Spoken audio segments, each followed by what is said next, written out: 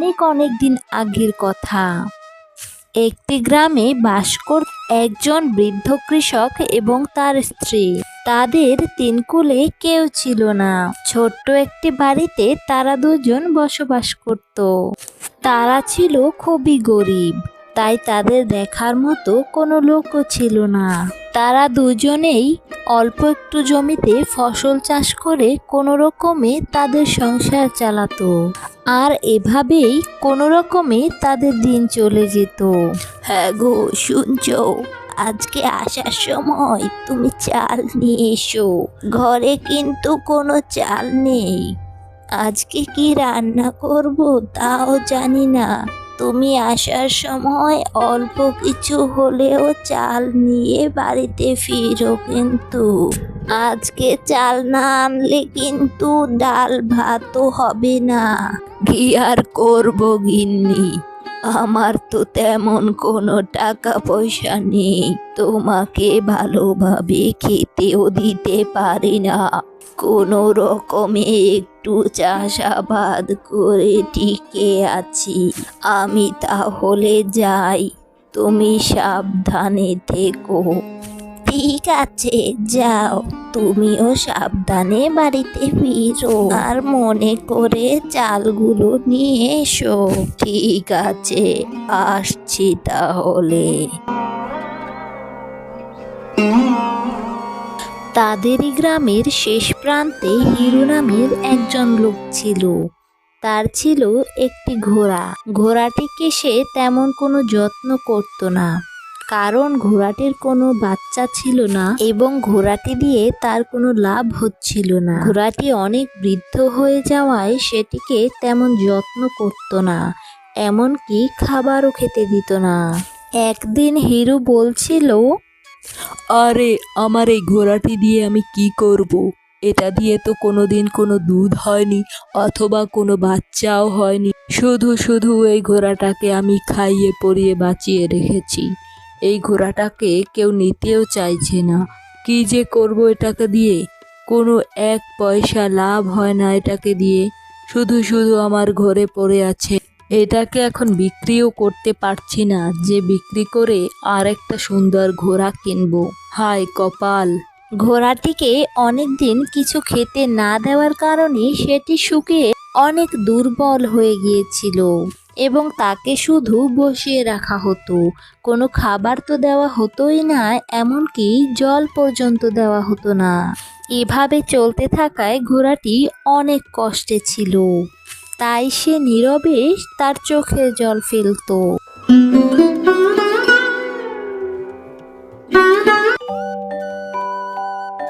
একদিন কৃষক সেই বাড়ির সামনে দিয়ে যাচ্ছিল এবং দেখতে পেল ঘোড়াটির অবস্থা খুবই খারাপ। ওকে কোনো খাবার দেওয়া হচ্ছে না এবং পানিও দেওয়া হচ্ছে না। তাই দেখে বুড়োর খুব কষ্ট হচ্ছিল।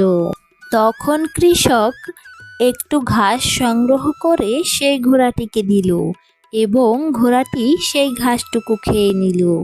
কৃষক সেখান থেকে তার কৃষিকাজের জন্য চলে গেল। সে যখন রাস্তা দিয়ে যাচ্ছিল তখন রাস্তায় একটি টাকার থলি পড়ে থাকতে দেখলো। এটা আবার কার পকেট থেকে পড়ে গেল? আমি কি এই টাকার থলিটা নিয়ে যাব? পরবর্তীতে দেখা হলে এর মালিককে ফিরিয়ে দেব। ঠিক আছে, আমি সেটাই করি। আমি সবাইকে জিজ্ঞেস করতে করতে যাব কারো টাকা হারিয়েছে কিনা। এই কথা বলে কৃষক টাকার থলিটিকে হাতে নিয়ে হাঁটতে শুরু করলো। বিকেলবেলা কাজ সেরে কৃষক বাড়ির দিকে রওনা হলো। তার হাতে তখনও সেই টাকার থলিটি ছিল। টাকার থলির মধ্যে 500 টাকা ছিল। সে টাকার থলির মালিককে খুঁজে না পেয়ে সেটি নিয়ে বাড়ির পথে হাঁটা শুরু করলো। সে যখন হিরুদের বাড়ির সামনে দিয়ে যাচ্ছিল তখন সে শুনতে পেল হিরু সেই ঘোড়াটিকে অনেক মারছে। সে তখন কাছে গিয়ে জিজ্ঞেস করলো, কি হলো বাবা, ঘোড়াটিকে মারছো কেন এভাবে? মারবো না তো কি করব? ঘোড়াটিকে নিয়ে আমি এটাকে তো কোথাও ফেলে দিয়ে আসতে হবে। এমন অবস্থা হয়েছে, এটাকে কেউ কিনবেও না। তাই বলে কি ওকে মারবে নাকি? মারবো না তো কি করব? তুমি এত বাজে কথা বলো না তো। যাও, তোমার পথে তুমি যাও। এটাকে নিয়ে আমি কি করব? এটা তো আমার কোনো কাজেই আসে না। শুধু শুধু আমার বাড়িতে বসিয়ে রেখেছি। তাহলে তুমি এটাকে বিক্রি করছো না কেন? তুমি তো এটাকে বিক্রি করলেই পারো। আরে আমি কি সে চেষ্টা কম করেছি নাকি? কে কিনবে এটাকে? কেউ কিনবে না। অনেক চেষ্টা করেছি, কেউ এই ঘোড়াটিকে কিনতে চায় না। তুমি এত বাজে কথা বলছো কেন? তুমি কি কিনবে এই ঘোড়াটিকে? তখনই বৃদ্ধ কৃষকের মনে পড়ে গেল সেই 500 টাকার কথা। সে তখনই হিরুকে বলল, আচ্ছা বাবা, আমি যদি তোমাকে 500 টাকা দেই তাহলে কি তুমি আমাকে ঘোড়াটি দিবে? আমি অনেক গরিব মানুষ, আমার কাছে এখন 500 টাকাই আছে, এর বেশি আমার কাছে নেই।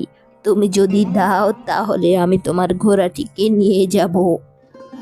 তখন হিরু মনে মনে ভাবছিল, এমনিতেও তো এই ঘোড়াটাকে কেউ নিতে চাচ্ছে না, কেউ ফ্রিতে দিয়ে দিলেও নিবে না। সেরকম একটি ঘোড়াকে উনি যদি 500 টাকা দিয়ে নিতে চায় তাহলে তো আমার কোনো সমস্যা নেই। আমি তাহলে ওনাকে ঘোড়াটি দিয়েই দিই। আমার 500 টাকাটাও বেঁচে গেল, লাভ থেকে গেল 500 টাকা। এসব কথা ভেবে হিরু বলল, ঠিক আছে, আপনি সেই 500 টাকায় দিন, আমি আপনাকে ঘোড়াটিকে দিয়ে দিচ্ছি। ঠিক আছে বাবা, এই নাও। এই কথা বলে বুড়ো টাকার থলিটা তার দিকে এগিয়ে দিল। তারপর সে ঘোড়াটিকে নিয়ে বৃদ্ধ লোকটি বাড়ির পথে রওনা হলো।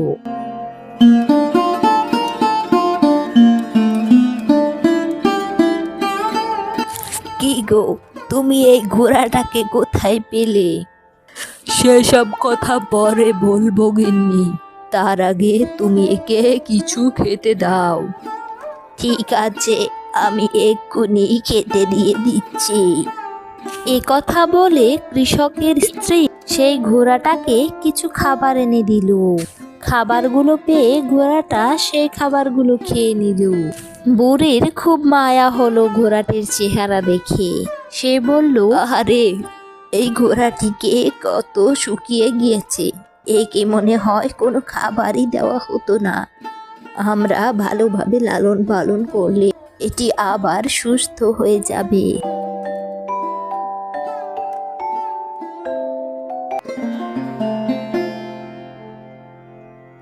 পরদিন সকালবেলা তারা দুজনেই ঘোড়াটির কাছে গিয়ে যা দেখলো তাতে তারা অবাক হয়ে গেল। তারা তাদের নিজেদের চোখকে বিশ্বাস করতে পারছিল না। গিন্নি, দেখো দেখো, ঘোড়ার গোবরটা কেমন জানি রূপোর মতো চকচক করছে, তাই না? মনে হচ্ছে একতাল রূপো পড়ে আছে। হ্যাঁ গো, তুমি তো ঠিকই বলেছ, এটা তো মনে হচ্ছে রূপার গোবর। এটাও কি সম্ভব? হ্যাঁ হ্যাঁ গিন্নি, আমার মনে হচ্ছে এখন আমাদের দুঃখ ঘুচবে। তারপরে কৃষক সেই রূপোর গোবরটুকু নিয়ে বিক্রি করতে চলে গেল এবং বিক্রি করে অনেক টাকা পেল। তাদের দুঃখ ঘুচে গেল। তারা অনেক সুখে শান্তিতে থাকতে লাগলো। বুড়ো বুড়ির এরকম উন্নতি হওয়ায় গ্রামের মানুষজন তাদেরকে সন্দেহ করতে লাগলো। আরে ভাই, যে বুড়ো কিনা কৃষিকাজ করে পেট চালাতে পারতো না, নুন আনতে পান্তা ফুরোতো, সে নাকি এখন এত ভালোভাবে আছে। কিভাবে, এটা কিভাবে সম্ভব? বুড়ো কি চুরি টুরি শুরু করলো নাকি? আরে না, চুরি করেনি, ও হয়তো কোনো গুপ্তধন পেয়েছে, দেখতে হচ্ছে ব্যাপারটা। হ্যাঁ, তুমি ঠিকই বলেছ, ব্যাপারটা দেখতে হবে। হ্যাঁ, তা না হলে এরকমটা তো হওয়ার কথা ছিল না। হ্যাঁ ভাই, তুমি ঠিকই বলেছ, এর মধ্যে ঠিকই কোনো রহস্য রয়েছে। এরপর দিন সেই প্রতিবেশী লোকটি লুকিয়ে দেখতে লাগলো, তাদের দিকে লক্ষ্য রাখতে লাগলো এবং সে দেখতে পেল বুড়ো বুড়ি রূপোর তালটি সংগ্রহ করে নিয়ে যাচ্ছে। সে ঘোড়ার দেওয়া রূপোর গোবরটি দেখতে পেল এবং অবাক হয়ে গেল। প্রতিবেশী লোকটি জোর জবরদস্ত করে সেই ঘোড়াটিকে কেড়ে নিল। বুড়ো বুড়ি এমন ঘটনায় খুবই কষ্ট পেল। প্রতিবেশী লোকটি ঘোড়াটিকে বাড়িতে নিয়ে গেল এবং তার শোবার ঘরেই সেটিকে রাখলো। পরদিন সকালবেলাও সে দেখতে পেল ঘোড়াটি স্বাভাবিক গোবরের মতোই গোবর দিচ্ছে, কোনো রকম রূপোর গোবর দিচ্ছে না। উল্টো ঘোড়াটিকে অনেক খাবার দেওয়া লাগছে। এতে সেই প্রতিবেশী লোকটি হাঁপিয়ে উঠল। তার কোনো লাভ হচ্ছিল না, উল্টো লস হচ্ছিল দেখে সে ঘোড়াটিকে বাইরে দিয়ে আসলো এবং ঘোড়াটি হাঁটতে হাঁটতে বুড়ো বুড়ির বাড়িতে গিয়ে হাজির হলো। কৃষক দম্পতি সেই ঘোড়াটিকে ফিরে পেয়ে খুবই খুশি হলো, তাদের অনেক আনন্দ হলো। তাদের বাড়িতে এসে ঘোড়াটি আগের মতো রূপোর গোবর দিচ্ছিল। তারপর থেকে বুড়ো বুড়ি এবং ঘোড়াটি খুব সুখে দিন কাটাচ্ছিল। এভাবে তাদের দিন চলছিল খুব ভালোভাবে। আমাদের কার্টুনগুলো ভালো লাগলে সাবস্ক্রাইব করে সাথে থেকো, নতুন নতুন আরো ভিডিও আসছে। এবং তোমার নাম এবং কোথা থেকে দেখছো সেটি জানাতে ভুলো না। পরবর্তী ভিডিওতে তোমাদের কমেন্ট করা হবে। আল্লাহ হাফেজ।